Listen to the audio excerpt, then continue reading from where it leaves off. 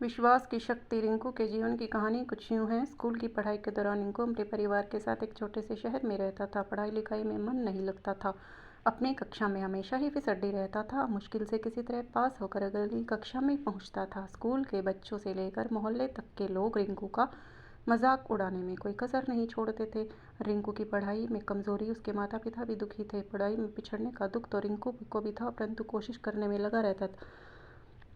पढ़ाई में उसका मन नहीं लगता था। उसकी हर तरफ उपेक्षा और तिरस्कार से दुखी होकर रिंकू ने पढ़ाई छोड़ने का मन बना लिया। अभी 10वीं कक्षा में ही था। उसकी पढ़ाई की जो स्थिति थी, उससे बोर्ड की परीक्षा में पास होने की उम्मीद भी लगभग न के बराबर थी। उसने स्कूल से निराश होकर रिंकू एक दिन घर लौट रहा था। रास्ते में एक रामायण की कथा हो रही थी। उस समय ओजस्वी स्वर में कथावाचक लंका कांड की व्याख्या कर रहे थे। लंका कथावाचक ने ओजस्वी स्वर में बुरे ख्यालों में खोए रिंकू की निंद्रा भंग हो गई और वह मोहित होकर कथास्थल की ओर से चल पड़ा। कथास्थल पर पहुंचकर वह बनाते हुए आगे की पंक्ति में जा बैठा। रिंकू को देखकर कथावाचक मुस्कुराए और अपने कथा को जारी रखा। रिंकू एकाग्रता से कथा एक एक शब्द को सुन रहा था। इसमें कथावाचक कह रहे थे, समस्या बड़ी गंभीर है। सागर तट पर भगवान राम की सभी लक्ष्मण, हनुमान, सुग्रीव, अंगद सभी गंभीर सोच में डूबे। जटायु ने पता लग गया कि रावण सीता को लेकर दक्षिण दिशा की ओर उफनते समुद्र को पार करके लंका में पहुंच गया, परंतु इस विशाल समुद्र को लांघ कर लंका जाएगा कौन? विराट समस्या थी। वहाँ शांति। सुग्रीव आवाज भंग हुई। सुग्रीव ने प्रभु राम से कहा, हमारे बीच में एक ऐसी दिव्य शक्ति है जो समुद्र लांघ कर लंका जा सकती है। तब भगवान राम की जिज्ञासा को शांत कर दे सुग्रीव ने महाबली हनुमान की ओर देखा।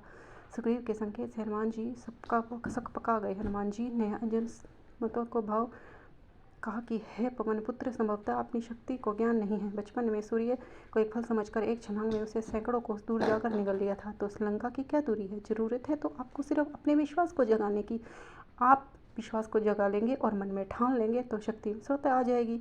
सुग्रीव की बात सुनकर एक तरफ जहाँ हनुमान जी को आश्चर्य हुआ कि उनकी विश्वास भी जागा, समुद्र लांघने को तैयार हो गई। अगले दिन उन्होंने पूर्ण विश्वास के साथ समुद्र लांघते हुए लंका की ओर प्रस्थान किया। रास्ते में मुश्किलें तो आई, लेकिन फिर भी मुश्किलों को परास्त करते हुए लंका में माता सीता को ढूंढने में सफल हो गए।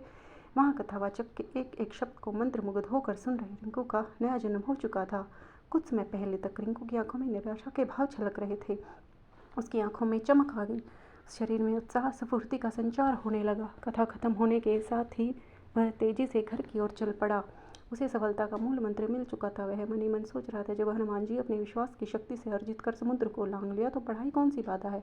उसी दिन से रिंकू ने प्रण कर लिया कि वह ध्यान लगाकर खूब पढ़ेगा और सफलता प्राप्त करेगा। उसकी मेहनत रंग लाई। अपनी कक्षा में सबसे फिसड् रहने वाला रिंकू 10वीं की बोर्ड की परीक्षा में सबसे अव्वल आया। इसके बाद रिंकू ने पीछे मुड़कर नहीं देखा।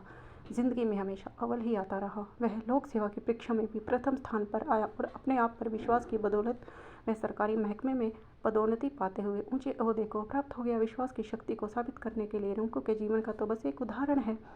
हर एक सफल व्यक्ति के पीछे उस व्यक्ति का विश्वास और कुछ कर गुजरने का जज्बा मुख्य योगदान होता है।